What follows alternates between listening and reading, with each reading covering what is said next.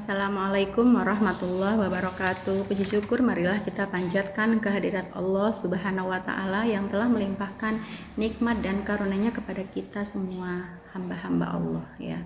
Salawat dan salam marilah kita curahkan kepada junjungan kita Nabi besar Muhammad Sallallahu Alaihi Wasallam beserta keluarga serta sahabat-sahabat beliau dan orang-orang yang senantiasa istiqomah di jalan Allah. Mudah-mudahan kita semua termasuk di dalamnya ya, amin. Nah, hari ini jumpa lagi bersama saya Ibu Setiorini dalam Kurma Kultum Ramadan Al Yasmin yang bertema puasa berkualitas. Puasa Ramadan adalah ibadah puasa yang sangat istimewa dan akan dinilai langsung oleh Allah Subhanahu wa Ta'ala. Puasa tidak dibatasi dengan pelipat gandaan pahala ya, yang 10 sampai 700 kali. Pahala puasa tak terbatas ya, bisa tak terbatas. Di sini sebagaimana sabda Rasulullah SAW, sesungguhnya setiap anak Adam, amal anak Adam akan dilipat gandakan satu kebaikan dibalas dengan 10 kebaikan yang serupa sampai 700 kali. Allah Azza wa Jalla berfirman, kecuali puasa. Sesungguhnya puasa itu untukku dan aku sendiri yang akan membalasnya. Itu sesuai dengan hadis riwayat Muslim An-Nasa'i Ad-Darimi ya.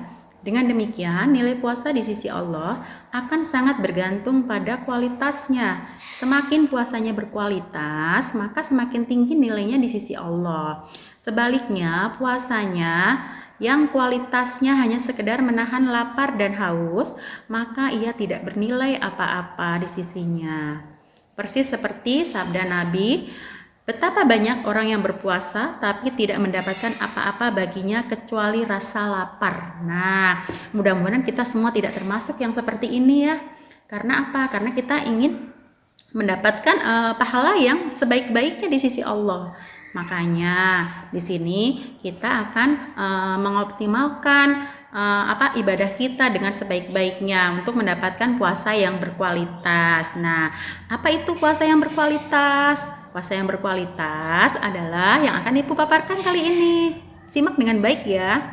Nah, untuk mencapai puasa yang berkualitas, ada beberapa langkah yang harus kita lakukan. Yang pertama adalah ikhlas. Nah, ikhlas di sini adalah dimulai dari niat. Karena kita tahu betul ya bahwa segala sesuatu itu tergantung niatnya. Ini sesuai dengan hadis yang ada. Bahwa sesungguhnya seluruh amal itu bergantung dari niatnya. Itu seperti itu pada niatnya, dan sungguhnya setiap orang akan mendapatkan apa yang ia niatkan. Ini sesuai dengan hadis riwayat Bukhari dan Muslim. Itu seperti itu. Nah, makanya selama berpuasa Ramadan itu kalian jangan lupa baca juga niatnya dan kalian niatkan dengan seikhlas-ikhlasnya. Karena dengan niat yang ikhlas kita akan mendapatkan puasa yang tadi ya, itu merupakan salah satu langkah untuk mencapai puasa kita berkualitas. Kemudian yang kedua adalah meninggalkan hal-hal yang membatalkan puasa. Itu seperti itu. Apa itu yang hal-hal yang dapat membatalkan puasa? Yang ada beberapa, yaitu yang pertama makan dan minum dengan sengaja. Itu pasti, karena kalau kita makan dan minum dengan sengaja, maka puasa kita menjadi tidak sah. Itu seperti itu ya. Makanya tadi kalau kita mau berpuasa berkualitas, puasa kita harus sah, yaitu tadi meninggalkan hal-hal yang membatalkan puasa. Yang pertama tadi makan atau minum dengan sengaja. Yang kedua muntah dengan sengaja. Kemudian meniatkan berbuka. Makanya jangan sekali-kali kalian bercanda dengan tadi niat. Sekali lagi ya, niat itu menjadi hal awal yang akan dinilai. Jadi kalian walaupun sekedar niat, kayaknya enak nih kita berbuka ya siang-siang ini, makan ini. Itu kan bercanda tapi yang tidak diperbolehkan. Itu seperti itu. Kemudian yang ketiga adalah meninggalkan hal-hal yang membuat puasa sia-sia. Itu banyak ya. Apa saja? Meninggalkan hal-hal yang membuat puasa kita sia-sia. Itu mungkin melakukan perilaku-perilaku yang tidak baik, mungkin melawan orang tua dan seterusnya. Kemudian yang keempat adalah meninggalkan hal-hal yang tidak bermanfaat. Nah, di sini kalian tinggalkan hal-hal yang tidak bermanfaat. Tadi misalnya bergunjing, kemudian terlalu keasikan main game dan seterusnya. Itu kan tidak bermanfaat ya, kalian tinggalkan sebaiknya. Kemudian yang kelima adalah mempuasakan seluruh organ tubuh, baik pikiran dan hati, organ tubuh, pikiran dan hati. Jadi semua dipuasakan. Jadi tidak sekedar hanya tadi ya mulut saja yang kita menahan rasa lapar dan haus, tapi semuanya kita puasakan.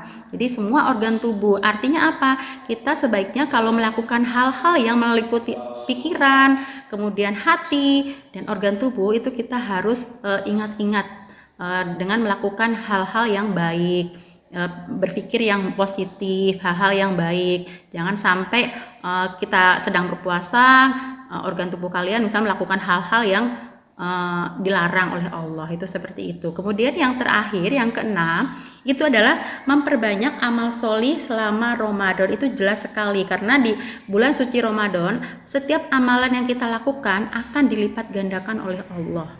Makanya berbanyaklah melakukan hal-hal atau amalan-amalan yang solih. Di sini seperti misalnya kalian tadabbur Al-Quran, diperbanyak mengerjakan ibadah-ibadah sunnahnya, itu seperti itu. Jadi mudah-mudahan apa yang Ibu sampaikan kali ini bisa mendapatkan manfaat buat kalian semua. Dalam berpuasa itu banyak ya yang harus kita lakukan. Nah, ini 6 langkah ini perlu kalian terapkan karena kita semuanya pasti ingin mendapatkan puasa kita berkualitas. Mudah-mudahan apa yang Ibu sampaikan tadi bisa bermanfaat buat kalian semua. Ibu akhiri, wabillahi taufiq wal hidayah. Wassalamualaikum warahmatullahi wabarakatuh. Apabila ada kesalahan itu pasti datangnya dari Ibu, dan apabila ada kebaikan itu datangnya dari Allah. Jadi jangan ragu-ragu untuk kalian mengikutinya. Amin amin ya robbal alamin.